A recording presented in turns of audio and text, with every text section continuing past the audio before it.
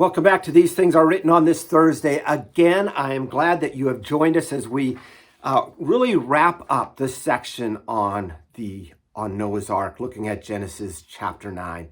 Now, again, I'm not reading through it. Read the other part. There's kind of a strange part at the end of this chapter that I'm not going to go over. I'll let you read it. And if you have questions, you can ask me on the comment on YouTube. That would be great. I'm going to begin with Genesis 9, verse 1. And God blessed Noah and his sons and said to them, "Be fruitful and multiply and fill the earth." I'm going to stop there for a moment. This is the same command that he gave to Adam and Eve, isn't it? To be fruitful and to multiply, to populate the earth. Again, going back to what he had said, the purpose for man and woman. Verse 2.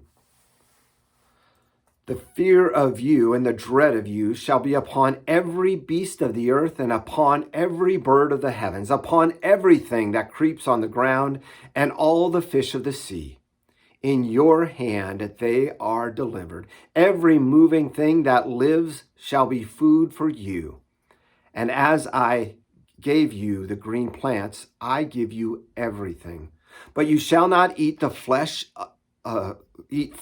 with its life, that is, its blood. And for your lifeblood, I will require a reckoning. From every beast, I will require it, and from man. From his fellow man, I will require a reckoning for the life of man. Whoever sheds the blood of a man, by man shall his blood be shed. For God made man in his own image. And you be fruitful and multiply, increase greatly on the earth and multiply in it. Again, that command, you see how it bookends everything that he is saying.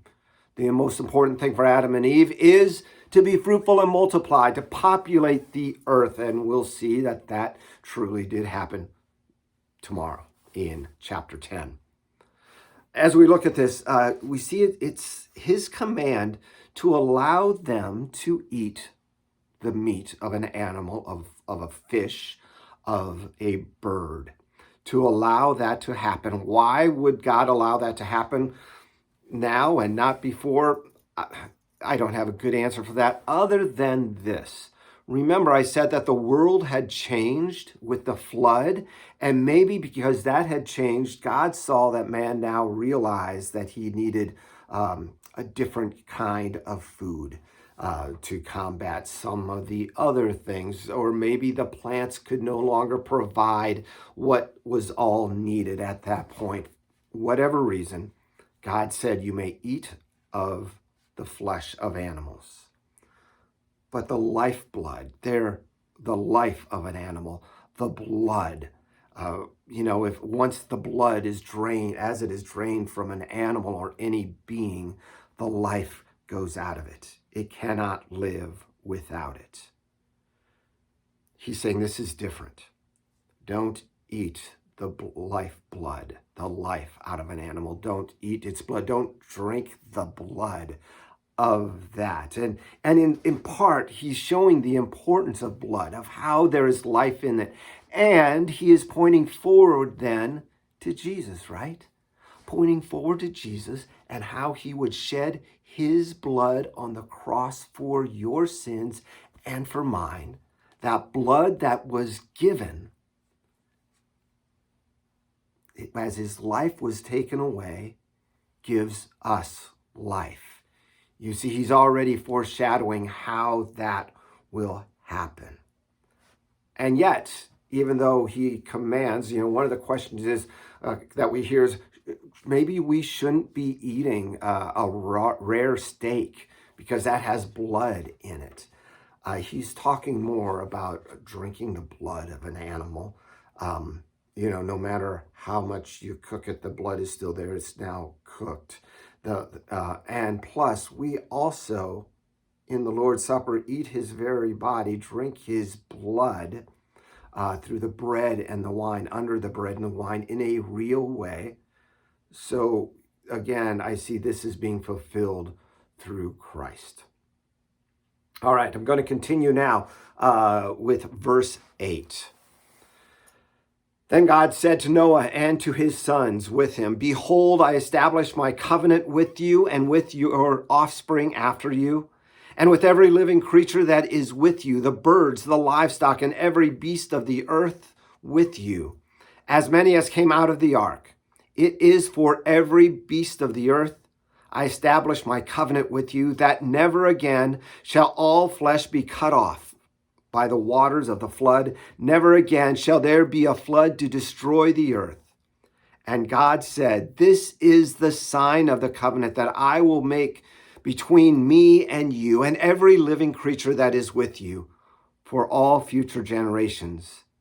I have set my bow in the cloud, and it shall be a sign of the covenant between me and the earth. When I bring clouds over the earth, and the bow is seen in the clouds, I will remember my covenant that is between me and you, and every living creature of all flesh, and the water shall never again become a flood to destroy all flesh.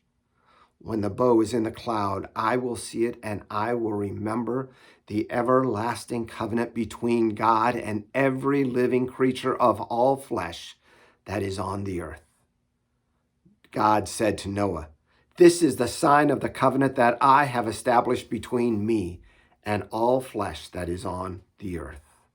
Again, the covenant is a promise, is an agreement, but really it's a one-sided agreement between God and man. God is going to do this. What does man need to do in this covenant? That's right, nothing. He simply gets to see the beauty of the rainbow. See, God gave a visible symbol, a rainbow, which had never been seen before, because again, when God created the world, it says it was watered by a mist that came along the ground. The rain didn't happen until the flood, and it was raining so hard, I'm sure there wasn't a rainbow then, but God used this, the refraction of light in the raindrops, to paint this beautiful picture across the sky, to be a visible reminder, first of all, of God's wrath upon the world in the flood, but more importantly, God's grace, that he would never send destruction upon the earth in this way again. Our God is God of judgment and wrath, but he is a God of grace and mercy even more so. That grace and mercy, as we mentioned it earlier, shown in the person of Jesus Christ. God bless. We'll be back tomorrow as we get to look at another one of those fun days looking at genealogies. Please join me, and we'll talk to you then. God bless.